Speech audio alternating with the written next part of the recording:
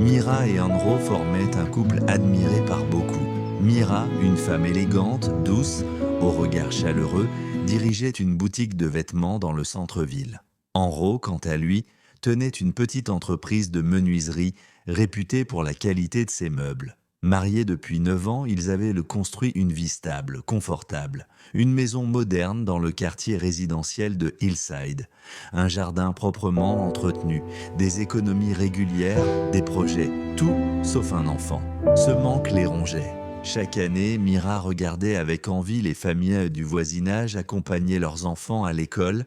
Chaque Noël, elle préparait un repas pour deux et se demandait ce que cela ferait d'entendre un rire d'enfant courir dans les couloirs. Ils avaient consulté des médecins dans plusieurs villes.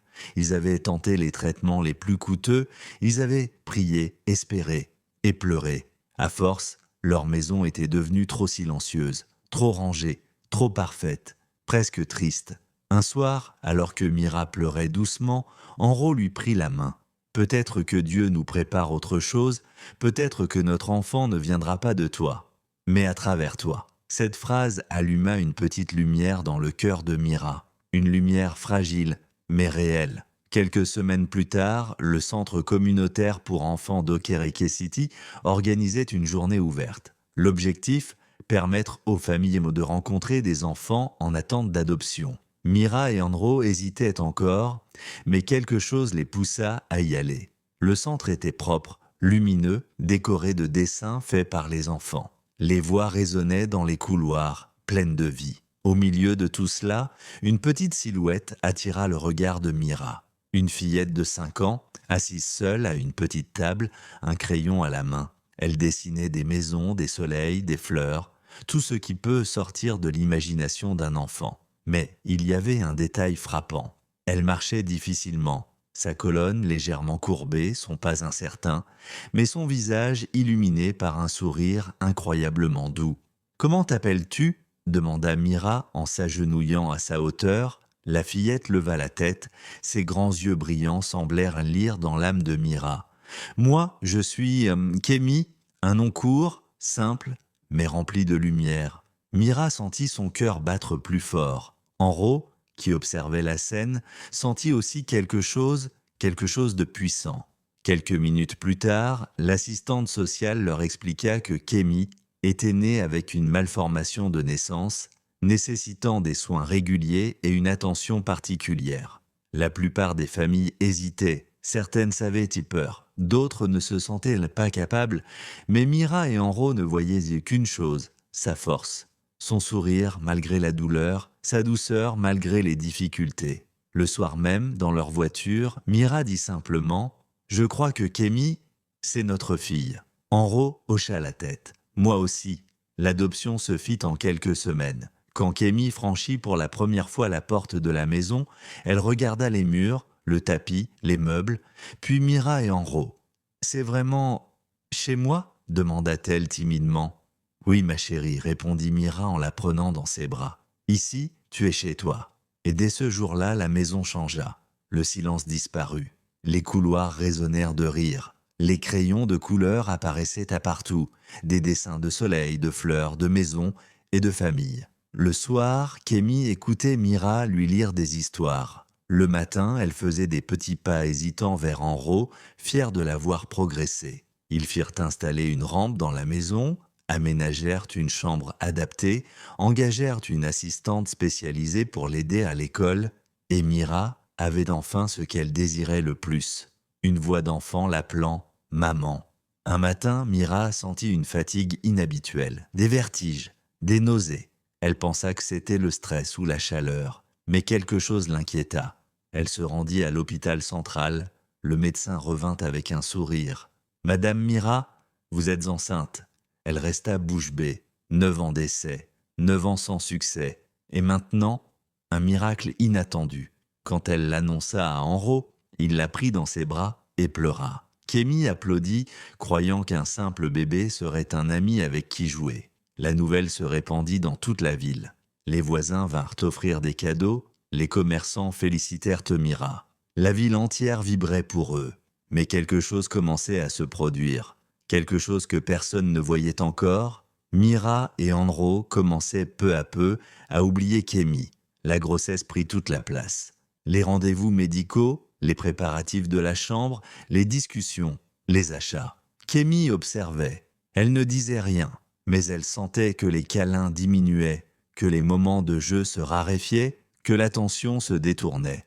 Un soir, elle demanda timidement « Maman, quand le bébé arrive, est-ce que tu vas encore me lire des histoires ?» Mira sourit, mais d'un sourire distrait. « Bien sûr, ma chérie, mais pas maintenant, je suis fatiguée. » Et elle éteignit la lumière. Kémy resta éveillée longtemps, regardant le plafond.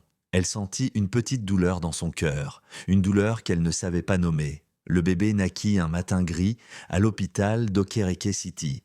Un petit garçon, robuste, magnifique. Ils l'appelèrent Soma. Toute la ville célébrait. Les voisins venaient voir le nouveau-né. Les cadeaux s'empilaient. Mais Kémy restait dans un coin. On lui disait « Fais attention, ne touche pas au bébé, tu pourrais tomber, tu pourrais le blesser ». Elle essayait de se rapprocher. Mais Mira la repoussait involontairement. « Plus tard, Kémy, laisse-moi m'occuper du bébé. » Et chaque refus ajoutait une fissure dans le cœur de la petite fille. Un soir, Soma eut une forte fièvre. Très forte. Ils coururent à l'hôpital. Les médecins se bousculèrent. Mira pleurait. Andro priait. L'infection était rapide, foudroyante. Et en quelques heures, le bébé décéda. Le monde de Mira et Andro s'écroula. Les jours qui suivirent étaient remplis de cris, de pleurs, de silences lourds, de murs froids. Et au milieu de tout cela, Kémy était invisible. On ne lui parlait plus. On ne l'écoutait plus, on ne la regardait plus. Un soir, Mira, brisée, cria « Depuis que tu es là, tout va mal !» Kémy recula comme si on l'avait frappée. Elle partit s'enfermer dans sa chambre sans bruit. Après une violente dispute, Mira et Andro quittèrent la maison précipitamment. Ils pensaient revenir le lendemain, ils revinrent. 3 jours plus tard. Pendant ce temps, Kémy, incapable de se déplacer rapidement, était restée seule.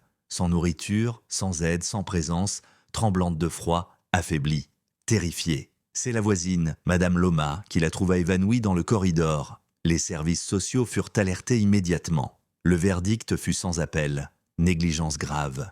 Kémy fut retirée du foyer de Mira et Andro. Elle fut accueillie par la famille Idowu, un couple bienveillant, patient, aimant. Ils réaménagèrent leur maison pour elle, l'amenèrent chez les meilleurs spécialistes, assurèrent sa rééducation, lui offrirent de l'amour, un vrai, constant. Kémy refleurissait. Elle retrouvait son sourire, elle riait, elle jouait, elle dessinait encore plus. Elle disait même « Je me sens chez moi ». Pendant ce temps, Mira sombrait dans une profonde dépression. Andro commença à boire. Leur maison devint un tombeau rempli de regrets. Un jour, un pasteur leur dit « Votre cœur restera brisé tant que vous ne demanderez pas pardon à celle que vous avez blessée. » Ils prirent leur courage et allèrent voir Kémy. Elle entra dans le salon, plus grande, plus forte, plus sûre d'elle. Mira tomba à genoux. « Kémy, nous t'avons fait du mal. Nous t'avons abandonné. Rien n'effacera ce que nous t'avons fait. Mais s'il te plaît, pardonne-nous. » Kémy resta silencieuse. Puis elle dit, avec une maturité incroyable, « Je vous ai déjà pardonné. Pas pour vous, pour moi. Mais je veux rester ici. Je suis heureuse. » Elle sourit et quitta la pièce. Mira éclata en larmes. Andro aussi. Mais ce jour-là, ils firent un premier pas vers la guérison. De retour chez eux, ils décidèrent de changer. Ils suivirent une thérapie, participèrent à des groupes de soutien. Andro arrêta de boire. Mira reprit son travail. Ils s'engagèrent dans la protection de l'enfance. Ils financèrent des soins pour des familles en pauvres. Ils ne pouvaient pas ramener Soma. Ils ne pouvaient pas effacer ce que Kémy avait vécu.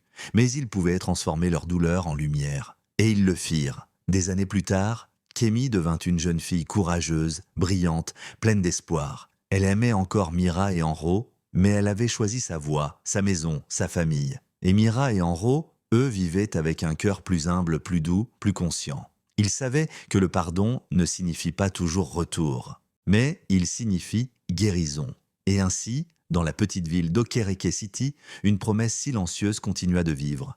L'amour, le vrai, ne détruit jamais. Il construit, même après la chute. Merci de partager et de vous abonner pour plus d'histoires.